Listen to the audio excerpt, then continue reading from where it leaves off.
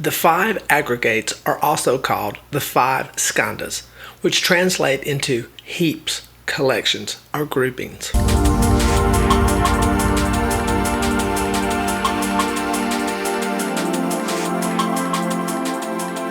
The five aggregates are the elements that make up human existence. They relate to the way we perceive the world, what we think, and how we act. What's important about the five aggregates is that the Buddha wanted his followers to see them for what they were. Simply individual pieces that could be separated and examined under the critical eye and mind. We're tempted to view ourselves in the aggregates, but it's important to be able to separate yourself from them to understand their fleeting nature. The five aggregates of Buddhism as presented by the Buddha are form, physical matter; sensation, the sensory experience of an object; perception, the mental labeling of sensory experience; mental formation are the biases, prejudice, interest, attitudes, and actions we have; and consciousness, our awareness of physical and mental processes. At first glance, the skandhas might not make much sense, but by meditating on these individual elements, Buddhist practitioners are able to separate themselves from their prejudices. By doing this, they're able to draw closer to the state beyond suffering and ultimately Nirvana. While translation and interpretation of the skandha system have differed, what they all share is a representation of five basic factors of human experience. Taken together, these factors explain the totality of what we think of as reality, and by extension, the self. A traditional presentation may look something like this. Form, or the Pali word for rupa, the physical world. Sensation or feeling, vedana. Not sensations or feelings as they are meant in ordinary English usage, but our simplest responses to experiences of like, dislike, or indifference. Perception or sana.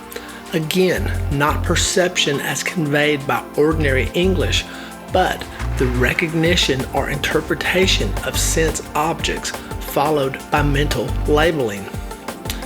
Mental formations are sankharas, which are volitional mental actions triggered by some object that produce karma. And consciousness, or vijnana, cognizance including thoughts which this system views as sense objects perceived through the sense gates of the mind. A central point in this system is that all factors that make up our experience are ever-changing, subject to conditions ungraspable and impermanent, therefore giving rise to suffering, and a self cannot be found in any of these. Now, I would like to try and break these into more digestible and useful forms.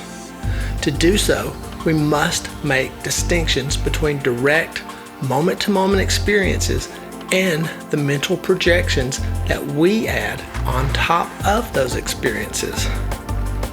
Beginning meditation students may not be ready for the deeper teachings of non-self that are a part of traditional presentations of the aggregates. But the distinction between moment-to-moment experience and the mental fabrications we add to it as a point that even new students can quickly grasp. Sometimes this realization in itself can be transformative. Although I may have altered some terms slightly, my personal version of the five skandhas presented as a chain of progression from one to the next basically goes something like this. Sensation is the direct experience through the senses of the physical world. Similar to traditional versions of form, although perhaps this version clarifies the point that even what we think of as objective physical reality is already mediated through our senses. Next is feeling, our simplest internal response to any sensation, like, dislike, or indifference. This is the same as the traditional system. Next, we have reaction. The feeling of like, dislike, or neutrality provokes a larger reaction that ranges from leaping to our feet at a loud sound to subtle contraction or relaxation in the body. Such reactions may also include complex emotional responses like anger, fear, or envy, and thus include aspects of the traditional fourth skandha, mental formations. Next, we have recognition and interpretation. The mind catches up with an experience and applies a label to it. In the example I gave before, we heard a sound, a sensation. We disliked it, a feeling. And we leap to our feet, a reaction, before realizing it's a car backfiring. This is essentially the same as the traditional third skandha. And finally, we have consciousness. This is just ordinary human consciousness, as average people experience it. The key aspect for our purposes is that this is where we download the storehouse of past experiences and concepts, and thereby obscure the direct experience of the first skandha, which is sensation.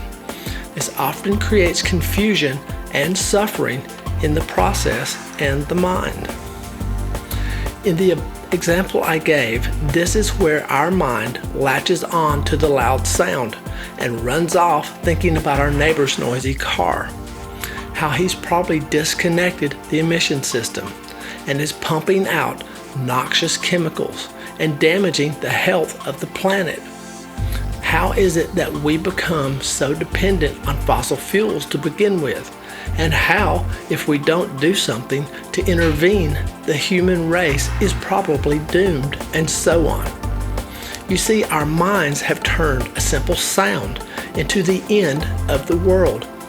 Presenting the fifth aggregate as the story does not include everything the traditional formulation implies, and so nonetheless it allows students to quickly grasp the fundamental point that there's a big difference between what happens to us and what we bring to that situation.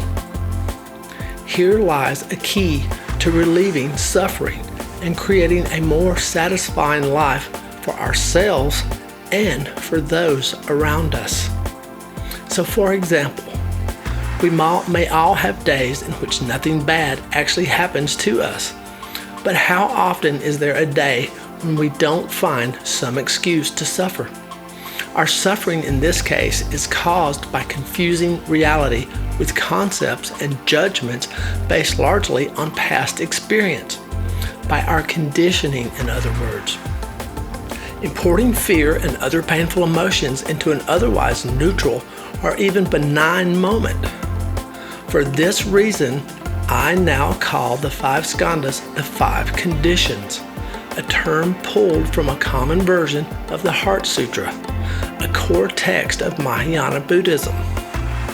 By applying mindful attention to the unfolding of the five conditions, I let others know that we may be able to catch ourselves reacting according to our conditioning, perhaps at first only at the level of the story, and instead realize I'm upsetting myself because I'm running a story.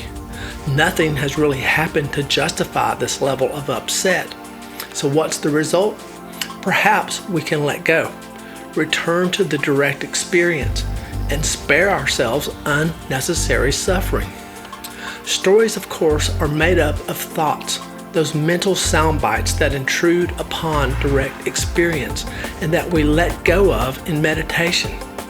The more we learn to let go of thoughts, the more we gain the ability to drop our negative stories.